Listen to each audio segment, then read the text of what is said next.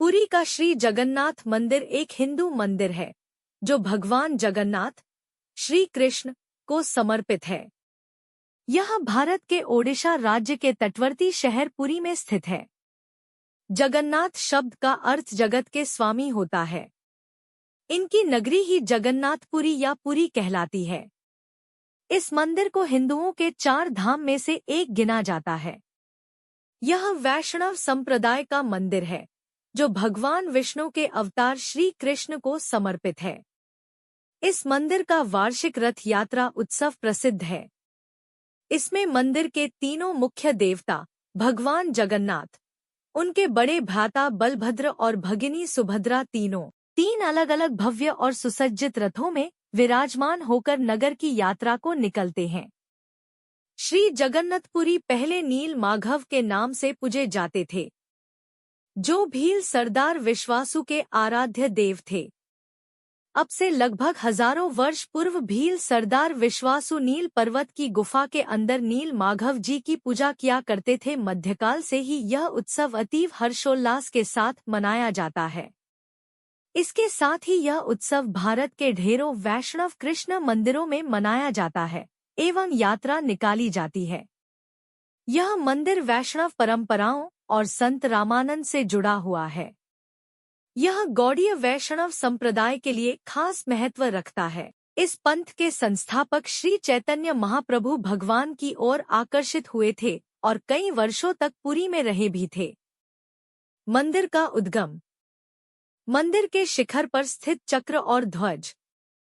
चक्र सुदर्शन चक्र का प्रतीक है और लाल ध्वज भगवान जगन्नाथ इस मंदिर के भीतर हैं, इसका प्रतीक है। गंग वंश के हाल ही में अन्वेषित ताम्र पत्रों से यह ज्ञात हुआ है कि वर्तमान मंदिर के निर्माण कार्य को कलिंग राजा अनंतवर्मन चोडगंग देव ने आरंभ कराया था। 7. मंदिर के जगमोहन और विमान भाग इनके शासनकाल 1078 से 1148 में बने थे। फिर सन 1197 में जाकर ओडिया शासक अनंग भीम देव ने इस मंदिर को वर्तमान रूप दिया था। मंदिर में जगन्नाथ अर्चना सन 1558 तक होती रही। इस वर्ष अफगान जनरल काला पहाड़ ने ओडिशा पर हमला किया और मूर्तियां तथा मंदिर के भाग ध्वंस किए और पूजा बंद करा दी तथा विग्रहों को गुप्त में चिलिका झील में स्थित एक द्वीप में रखा गया। बाद में रामचंद्र देव के खुर्दा में स्वतंत्र राज्य स्थापित करने पर मंदिर और इसकी मूर्तियों की पुनर्स्थापना हुई। मंदिर से जुड़ी कथाएं। इस मंदिर के उद्गम से जुड़ी परंपरागत कथा के अनुसार भगवान जगन्नाथ की इंद्रनील या नीलमणि से निर्मित मूल मूर्ति एक अगरू वृक्ष के नीचे मिली थी। यह इतनी चकचौंध करने वाली थी कि धर्म ने इसे पृथ्वी के नीचे छुपाना चाहा।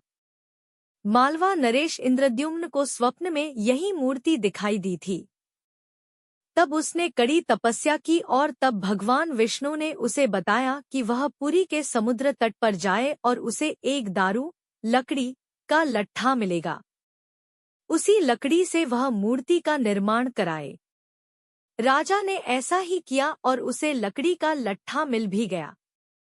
उसके बाद राजा को विष्णु और विश्वकर्मा बड़ी कारीगर और मूर्तिकार के रूप में उसके सामने उपस्थित हुए, किंतु उन्होंने यह शर्त रखी कि वे 1 माह में मूर्ति तैयार कर देंगे, परंतु तब तक वह एक कमरे में बंद रहेंगे और राजा या कोई भी उस कमरे के अंदर नहीं आए।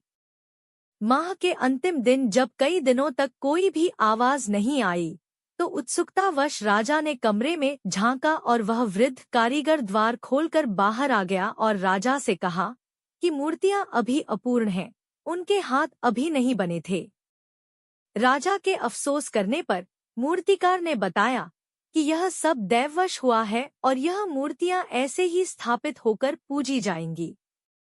तब वही तीनों जगन्नाथ, बलभद्र और सुभद्रा की मूर्तियां मंदिर में स्थापित की गईं। चारण परंपरा में माना जाता है कि यहाँ पर भगवान द्वारिकाधीश के अध जले शव आए थे जिन्हें प्राची में प्राण त्याग के बाद समुद्र किनारे अग्निदाह दिया गया।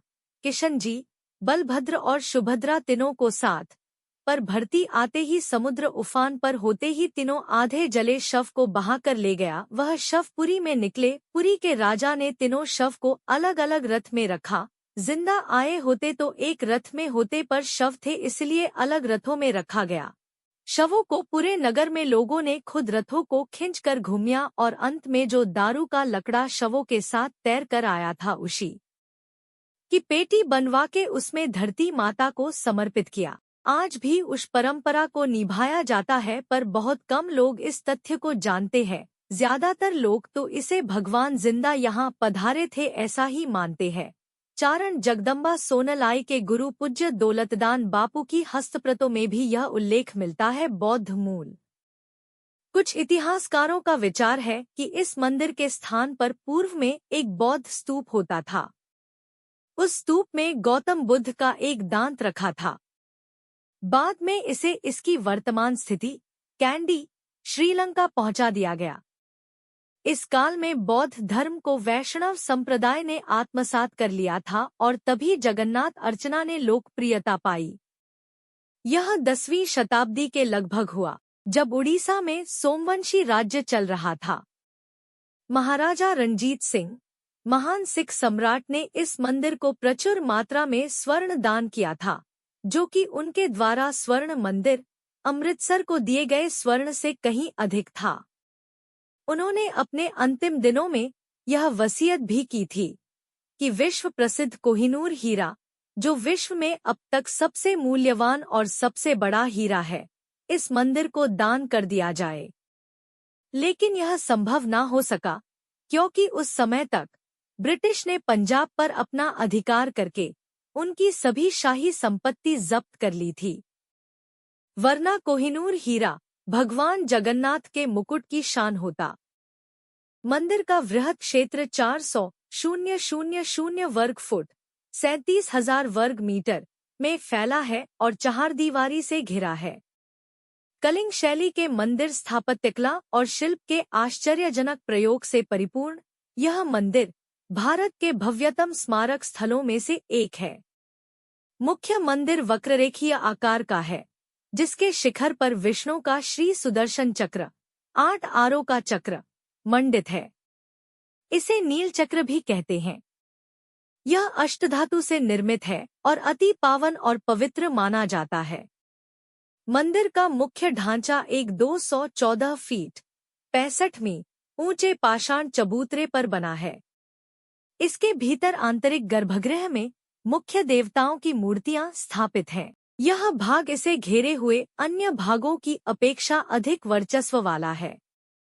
इससे लगे घेरदार मंदिर की पिरामिडाकार छत और लगे हुए मंडप अट्टालिकारूपी मुख्य मंदिर के निकट होते हुए ऊंचे होते गए हैं। यह एक पर्वत को घेरे हुए अन्य छोटे पहाड़ियों, फिर छोटे टीलों के समूह रूपी बना है। मुख्य मढ़ी भवन एक 20 फीट 6.1 मीटर ऊंची दीवार से घिरा हुआ है तथा दूसरी दीवार मुख्य मंदिर को घेरती है। एक भव्य 16 किनारों वाला एकाश्म स्तंभ मुख्य द्वार के ठीक सामने स्थित है। इसका द्वार 2 सिंहों द्वारा रक्षित है। भगवान जगन्नाथ, बलभद्र और सुभद्रा इस मंदिर के मुख्य देव हैं। इनकी मूर्तियां एक रत्न मंडित पाषाण चबूतरे पर गर्भगृह में स्थापित है। इतिहास अनुसार इन मूर्तियों की अर्चना मंदिर निर्माण से कहीं पहले से की जाती रही है। संभव है कि यह प्राचीन जनजातियों द्वारा भी पूजित रही हो। यहाँ विस्तृत दैनिक पूजा अर्चनाएं होती हैं। यहाँ कई वार्षिक त्योहार भी आयोजित होते हैं, जिनमें सहस्रों लोग भाग लेते हैं। इनमें सर्वाधिक महत्व का त्योहार है रथ यात्रा, जो आषाढ़ शुक्ल पक्ष की द्वितीया को तदनुसार लगभग जून या जुलाई माह में आयोजित होता है।